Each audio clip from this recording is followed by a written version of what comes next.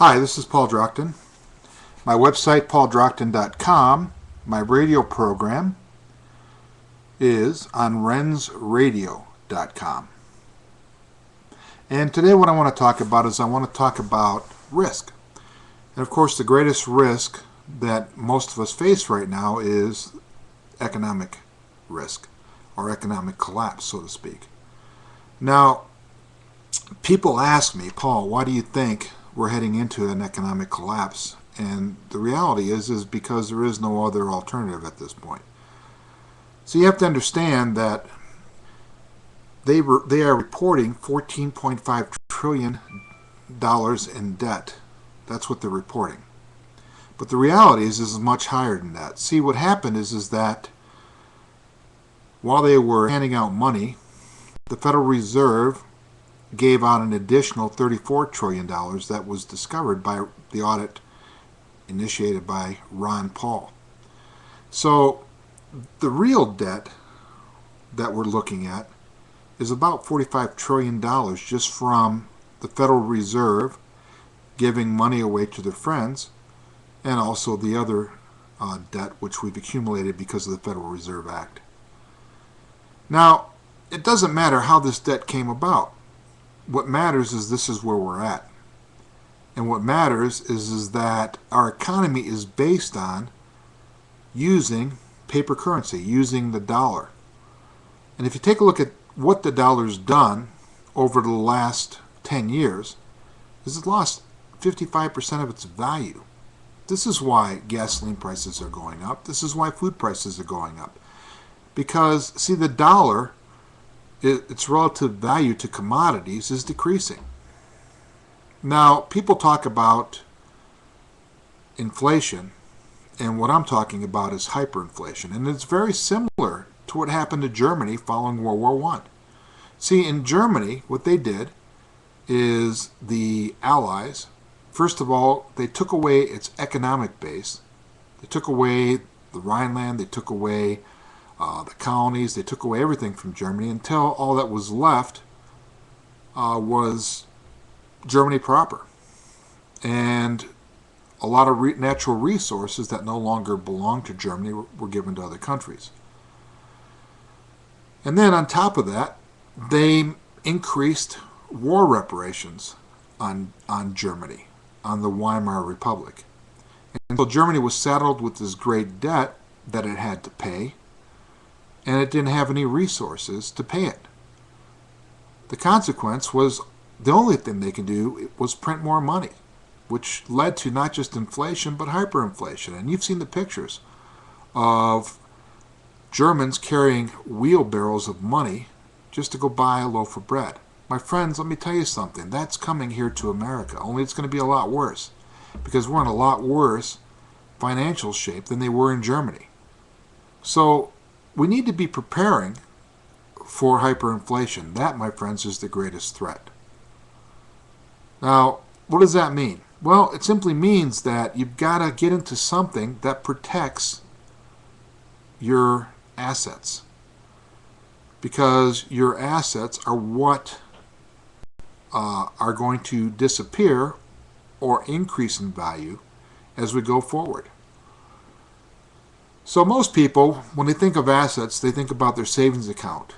They think about their life insurance policy. They think about annuities. They think about the retirement plan. They think about the stock market. Those are all dollar-denominated assets, which means they're all at risk. The dollar's lost 55% of its value. And what that simply means is if you took a $300,000 investment, and if you invested just in the dollar, that 300 grand would be worth less than $140,000 today in real dollars. That's how much purchasing power it would have. The same thing holds true with the stock market. If you had taken $300,000 and invested in the stock market, you would have about $310,000 today. But in real dollars, remember, you've lost 55% of your purchasing power. So once again, that $300,000 investment would only be worth about $165,000. The same thing holds true for other investments, whether we're talking bonds, whether we're talking stocks, whether we're talking insurance policies, whether we're talking annuities. is they have all suffered catastrophic losses because of the devaluation of the dollar.